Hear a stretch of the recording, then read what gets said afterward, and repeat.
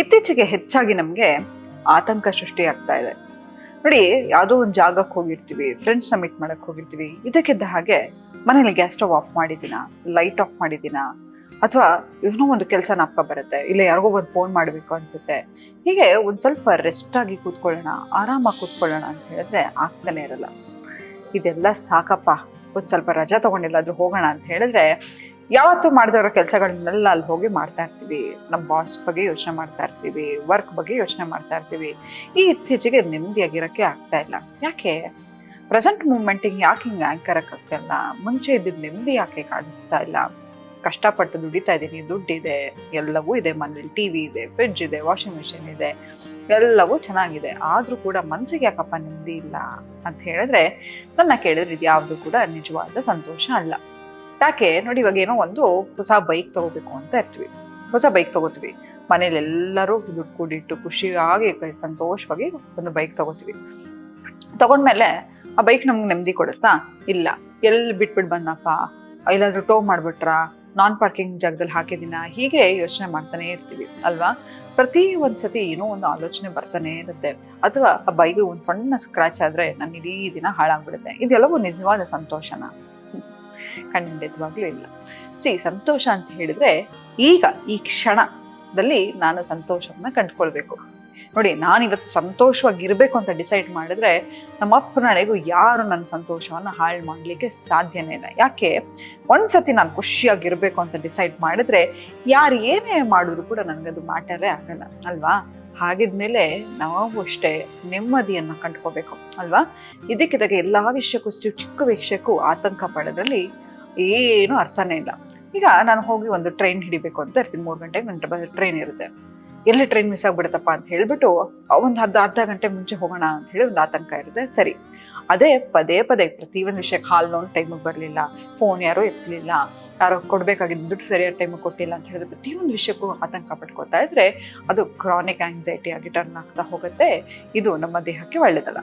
ನೋಡಿ, ಪ್ರತಿಯೊಂದು ಎಮೋಷನ್ ನಮ್ಗೆ ಏನಾಗುತ್ತೆ, ಪ್ರತಿಯೊಂದು ಅಂಗದಲ್ಲಿ ಕೂತ್ಕೊಳ್ಳುತ್ತೆ. ಎಷ್ಟೋ ಸತಿ ನೋಡಿದಿನ, ಕೆಲವರಿಗೆ ಸಣ್ಣ ಇರ್ತಾರೆ, ಹಿಪ್ ರೀಜನ್ ಅಲ್ಲಿ ತುಂಬಾ ದಪ್ಪ ಇರುತ್ತೆ. ಯಾಕೆ ಅಂತ ಹೇಳಿದ್ರೆ ನಮ್ಮ ಹಿಪ್ಪಲ್ಲಿ ಎಮೋಷನ್ಸ್ ರಿಸ್ಟೋರ್ ಆಗ್ತಾ ಹೋಗುತ್ತೆ. ಕೆಲವು ಸತಿ ಎದೆ ಒತ್ತದಂಗೆ ಆಗೋದು, ಗಂಟ್ಲು ಒಣಗದಂಗೆ ಆಗೋದು, ಕೈಯೆಲ್ಲ ಬೆವರು ಬರೋದು, ಇದೆಲ್ಲವೂ ಕೂಡ ಆತಂಕದ ಸೈನ್ ಆಗ್ತಾ ಹೋಗುತ್ತೆ. ಇದರಿಂದೆಲ್ಲ ಹೇಗೆ ಮೊದಲಿನದಾಗ ಆಚೆ ಬರೋದು ಅಂತ ಹೇಳಿದ್ರೆ, ಬೆಳಗ್ಗೆ ಎದ್ದ ತಕ್ಷಣ ನೋಡಿ, ಇದು ಗೋಲ್ಡನ್ ರೂಲ್.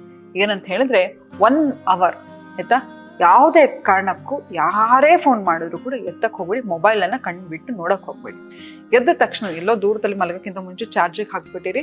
ಆ ಮೊಬೈಲ್ ಚಾರ್ಜ್ ಆಗಲಿ. ಬೆಳಗ್ಗೆ ಎದ್ದು 1 ಅವರ್ ನೀವು ಯೋಗನೋ, ಧ್ಯಾನನೋ ಇದೆಲ್ಲವನ್ನು ಮಾಡಿದ ಭಗವಂತನ ಆಲೋಚನೆಯನ್ನು ಮಾಡಿದ್ಮೇಲೆ ನಂತರ ಮೊಬೈಲನ್ನು ನೋಡೋದಾಗಿರ್ಬೋದು, ಒಂದು ಸ್ವಲ್ಪ ಯೋಗಾಸನಗಳನ್ನು ಮಾಡೋದಾಗಿರ್ಬೋದು, ಸೂರ್ಯ ನಮಸ್ಕಾರ ಮಾಡೋದಾಗಿರ್ಬೋದು, ಪ್ರಾಣಾಯಾಮ ಆಗೋದು, ಭ್ರಾಮರಿ ಪ್ರಾಣಾಯಾಮ, ಅನುಲೋಮ ವಿಲೋಮ, ಇದೆಲ್ಲವನ್ನು ಮಾಡಿದ ನಂತರ ಒಂದಿಷ್ಟು ಆಹಾರವನ್ನು ಸೇವಿಸಿ ಅಂತ ಹೇಳಿದ್ರೆ, ಆಹಾರ ಅಂತ ಹೇಳಿದ್ರೆ ಒಂದಿಷ್ಟು ನೀರು ಕುಡಿಯೋದಾಗಿರಬಹುದು, ಡಿಹೈಡ್ರೇಟ್ ಆಗಿರುತ್ತೆ ರಾತ್ರಿ ಇಡೀ, ಒಂದು ಸ್ವಲ್ಪ ಕಾಫಿ ಗಿಫಿ ಏನೋ ಒಂದು ನಿಮ್ಮ ಏನು ಅಭ್ಯಾಸ ಇರುತ್ತೋ ಅದನ್ನೆಲ್ಲ ಮಾಡಿ ಮನೆಯವ್ರ ಹತ್ರ ಕೂತ್ಕೊಂಡು ಖುಷಿಯಾಗಿ ಮಾತಾಡಿ ನಂತರ ನಿಮ್ಮ ಮೊಬೈಲ್ ತಗೊಂಡು ನೋಡೋದಾಗಿರ್ಬೋದು ಅಥವಾ ನ್ಯೂಸ್ ಪೇಪರ್ ಓದೋದಾಗಿರ್ಬೋದು ಮಾಡಿ.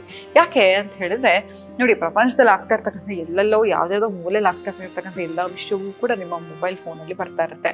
ಅಥವಾ ಯಾರೋ ಗುಡ್ ಮಾರ್ನಿಂಗ್ ಕಳಿಸ್ಲಿಲ್ಲ, ಇದು ಎಲ್ಲವೂ ಕೂಡ ನಿಮಗೆ ಬಾದರ್ ಆಗ್ತಾ ಹೋಗುತ್ತೆ. ಇಂಥ ಸಣ್ಣ ಸಣ್ಣ ಆಲೋಚನೆಗಳಿಗೆ ನಿಮ್ಮ ಮೈಂಡನ್ನು ಹರಿಲಿಕ್ಕೆ ಬಿಡಬೇಡಿ. ಫಸ್ಟು ನೀವು ಇಂಪಾರ್ಟೆಂಟ್. ನೀವು ಚೆನ್ನಾಗಿದ್ರೇನೆ ಎಲ್ಲರೂ ಚೆನ್ನಾಗಿರೋದು. ಅಷ್ಟು ಸ್ವಾರ್ಥ ನಿಮ್ಮಲ್ಲಿ ಇರಬೇಕು. ಯಾಕಂತ ಹೇಳಿದ್ರೆ ನನ್ನ ಪ್ರತಿಯೊಂದು ಚಿಕ್ಕ ಚಿಕ್ಕ ವಿಷಯಕ್ಕೂ ನನ್ನ ಮನಸ್ಸನ್ನು ನೆಮ್ಮದಿಯನ್ನು ಹಾಳು ಮಾಡ್ಕೊತಾ ಹೋದ್ರೆ ಅದಕ್ಕೆ ಅರ್ಥನೇ ಇಲ್ಲ ಅಲ್ವಾ?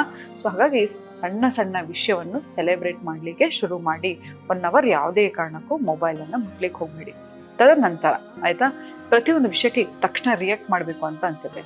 ಫಸ್ಟು ಕಾಮ್ ಆಗಿ ಆಯಿತಾ. ನಿಮ್ಗೆ ಯಾವಾಗ ಸ್ಟ್ರೆಸ್ ಆಗುತ್ತೋ ಅಟ್ಲೀಸ್ಟ್ 10ರಿಂದ 1 ತನಕ ಕೌಂಟ್ ಮಾಡಿ. 10, 9, 8, 7 ಹೀಗೆ ಉಲ್ಟಾ ಕೌಂಟ್ ಮಾಡ್ತಾ ಹೋಗಿ ನಿಮ್ಮ ಮೈಂಡನ್ನು ರಿಲ್ಯಾಕ್ಸ್ ಮಾಡ್ತಾ ಹೋಗಿ. ತಕ್ಷಣ ನೆಕ್ಸ್ಟು ಸ್ಟ್ರೆಸ್ ಆಗ್ತಾ ಇರುತ್ತೆ, ಆಂಗ್ಸೈಟಿ ಆಗ್ತಾ ಹೋಗುತ್ತೆ. ಯಾವ ಪಾರ್ಟ್ ಆಫ್ ದ ಬಾಡಿ ಆಗ್ತಾ ಇದೆ, ಒಂದ್ಸತಿ ಹೊಟ್ಟೆಲಿ ಏನೋ ಒಂಥರ ಗಡಬಡ ಅಂತ ಅನ್ಸುತ್ತೆ ಅಲ್ವಾ? ಆಗುತ್ತೆ ತಕ್ಷಣ ನಿಮ್ಮ 2 ಕೈಗಳನ್ನು ಹೊಟ್ಟೆ ಮೇಲಿಟ್ಟು ಹೊಕ್ಕಳು ರಾಬಿ ತನಕ ಮೆಲ್ಲಗೆ ಉಸಿರು ತಗೊಂಡು ಆಚೆ ಬಿಡೋದನ್ನ ಶುರು ಮಾಡಿ. ಇದೆಲ್ಲವೂ ಕೂಡ ನಿಮ್ಮ ನರ್ವಸ್ ಸಿಸ್ಟಮನ್ನು ರಿಲ್ಯಾಕ್ಸ್ ಮಾಡ್ತಾ ಹೋಗುತ್ತೆ. ನಂತರ ತುಂಬ ಆಲೋಚನೆಗಳು ಬರ್ತಾ ಇರುತ್ತೆ, ಎಲ್ಲೋ ಹೋಗಿರ್ತೀರ, ಪದೇ ಏನೋ ಒಂದು ಆಲೋಚನೆಗಳು ಬರ್ತಾನೆ ಇರುತ್ತೆ. ತಕ್ಷಣ ಏನು ಮಾಡಬೇಕಂದ್ರೆ 5, 4, 3, 2, 1 ರೌಂಡಿಂಗ್ ಟೆಕ್ನಿಕ್. ಏನು 5 ವಸ್ತುಗಳನ್ನು ನಿಧಾನವಾಗಿ ನೋಡೋದಾಗಿರ್ಬೋದು. 4 ವಸ್ತುಗಳನ್ನ ನಿಧಾನವಾಗಿ ಮುಟ್ಟೋದಾಗಿರ್ಬೋದು, 3 ವಸ್ತುಗಳನ್ನ ನಿಧಾನವಾಗಿ ಕೇಳಿಸ್ಕೊಳ್ಳೋದಾಗಿರ್ಬೋದು, 2 ವಸ್ತುಗಳನ್ನ ಸ್ಮೆಲ್ ನೋಡೋದು, 1 ಟೇಸ್ಟ್ ಅನ್ನ ನೋಡೋದು. ಯಾಕೆ ಹೀಗೆ ಅಂತ ಹೇಳಿದ್ರೆ ಇದು 5 4 3 2 1 ಗ್ರೌಂಡಿಂಗ್ ಟೆಕ್ನಿಕ್. ಇದೇನ್ ಮಾಡುತ್ತೆ ಅಂತ ಹೇಳಿದ್ರೆ ನಿಮ್ಮನ್ನ ಪ್ರೆಸೆಂಟ್ ಮೂಮೆಂಟ್ಗೆ ಆಂಕರ್ ಮಾಡ್ತಾ ಹೋಗುತ್ತೆ. ಎಷ್ಟೋ ಸತಿ ನಾವು ಬೇರೆ ಬೇರೆ ಯೋಚನೆಗಳನ್ನ ಮಾಡ್ತಾ ಹೋಗ್ತೀವಿ, ಅದಾಗತ್ತೋ ಬಿಡುತ್ತೋ, ಎಲ್ಲವೂ ಕೂಡ ವಾಟ್ ಇಫ್, ಕ್ಯಾಟಸ್ಟ್ರಾಫಿಕ್ ಥಾಟ್ಸ್ ಅಂತ ಹೇಳಿದ್ರೆ ಹೀಗಾಗ್ಬಿಟ್ರೆ, ಹಿಂಗಾಗ್ಬಿಟ್ರೆ ನನ್ನ ಲೈಫಲ್ಲಿ, ಹೀಗೆ ಎಲ್ಲವೂ ವಾಟ್ ಇಫ್ ಅನ್ನ ಯೋಚನೆ ಮಾಡ್ತಾ ಇರ್ತೀವಿ, ವಾಟ್ ಇಸ್ ಅನ್ನ ಯೋಚನೆ ಮಾಡ್ತಾ ಇರಲ್ಲ. ಹೀಗಾಗಿ ನಮ್ಮ ಮೈಂಡು ಎಲ್ಲ ಕಡೆ ವಾಂಡರ್ ಮಾಡ್ತಾ ಇರುತ್ತೆ. ಎಷ್ಟೋ ಸತಿ ನಾನು ಆ ವಿಷಯವನ್ನ ಮಾತಾಡಬಾರ್ದಪ್ಪ ಅಂತ ಅನ್ಕೋತೀವಿ, ಯೋಚನೆ ಮಾಡ್ಬಾರ್ದು ಅನ್ಕೋತೀವಿ, ಅದೇ ವಿಷಯ ನಮಗೆ ಪದೇ ಪದೇ ಬರ್ತಾ ಇದ್ದಾಗ ಸಮಯದಲ್ಲಿ ಕೂಡ ಈ ಟೆಕ್ನಿಕ್ ಅನ್ನ ಮಾಡೋದ್ರಿಂದ ನಿಮ್ಮ 5 ಪಂಚೇಂದ್ರಿಯ ಆರ್ಗನ್, ಸೆನ್ಸರಿ ಆರ್ಗನ್ಸ್ ಕೂಡ ಆಕ್ಟಿವೇಟ್ ಆಗ್ತಾ ಹೋಗುತ್ತೆ. ನೀವು ಪ್ರೆಸೆಂಟ್ ಮೂಮೆಂಟಿಗೆ ಆಂಕರ್ ಆಗ್ತಾ ಹೋಗ್ತೀರಾ. ಮತ್ತೆ ಮಲ್ಗಕ್ಕಿಂತ ಮುಂಚೆ ಬಾಕ್ಸ್ ಬ್ರೀತಿಂಗ್ ಮೆಥಡ್ ಅನ್ನ ಮಾಡ್ತಾ ಹೋಗಿ. ಹೇಗೆ ಅಂತ ಹೇಳಿದ್ರೆ ಮೆಲ್ಲಗೆ 4 ಉಸಿರಿಗೆ ಒಳಗೆ ಉಸಿರನ್ನ ತಗೊಳ್ಳೋದು, 7 ಕೌಂಟಿಗೆ ಹೋಲ್ಡ್ ಮಾಡೋದು, ರಿಲೀಸ್ ಮಾಡಿ 8 ಕೌಂಟಿಗೆ. ಹೀಗೆ ಮಾಡೋದ್ರಿಂದ ನಿಮ್ಮ ನರ್ವಸ್ ಸಿಸ್ಟಮ್ ರೆಗ್ಯುಲೇಟ್ ಆಗ್ತಾ ಹೋಗುತ್ತೆ, ಈ ಆಂಗ್ಸೈಟಿ ಕಡಿಮೆ ಆಗ್ತಾ ಹೋಗುತ್ತೆ. ಮತ್ತೇನು ಮಾಡಬೇಕಪ್ಪ ಅಂತ ಹೇಳಿದ್ರೆ ಜರ್ನಲಿಂಗ್ ಬರೆಯೋದು. ಹೇಗೆ ಅನಿಸ್ತು, ಕೆಲವು ವಿಷಯಗಳಿಗೆ ಇಂಪಲ್ಸಿವ್ ಆಗಿ ಡಿಸಿಷನ್ ತಗೋಬೇಕು ಅನಿಸ್ತು, ಅದನ್ನು ಹೇಗೆ ಪೋಸ್ಟ್ಪೋನ್ ಮಾಡಿದ್ರಿ, ಕೆಲವು ಆಲೋಚನೆಗಳು ಬರ್ತಾ ಇರುತ್ತೆ, ಅದರ ವರ್ಸ್ಟ್ ಔಟ್ಕಮ್, ಬೆಸ್ಟ್ ಔಟ್ಕಮ್ಗಳನ್ನು ಬರೀತಾ ಹೋಗಿ. ಇದೇ ಪ್ರತಿಯೊಂದು ಆಲೋಚನೆ ಇನ್ನು 1 ವಾರ ಆದಮೇಲೆ ನಿಮ್ಗೆ ಹೇಗೆ ರಿಯಾಕ್ಟ್ ಮಾಡ್ತೀರಾ, 1 ತಿಂಗಳಾದ ನಂತರ ಹೇಗೆ ರಿಯಾಕ್ಟ್ ಮಾಡ್ತೀರಾ, 1 ವರ್ಷ ಆದ ನಂತರ ಹೇಗೆ ರಿಯಾಕ್ಟ್ ಮಾಡ್ತೀರಾ, ಎಲ್ಲವನ್ನು ಜರ್ನಲಿಂಗ್ ಮಾಡ್ತಾ ಬರ್ತೀವಿ. ಆಗ ಈ ಇಂಟೆನ್ಸಿಟಿ ಆಫ್ ಎಮೋಷನ್ ಏನಿದೆ ಅದು ಕಡಿಮೆ ಆಗುತ್ತೆ ಅಂತ ಹೇಳ್ತಾ ಇವತ್ತಿನ ಸಂಚಿಕೆನ ನಾನು ಮುಕ್ತಾಯಗೊಳಿಸ್ತಿದ್ದೀನಿ. ಧನ್ಯವಾದಗಳು.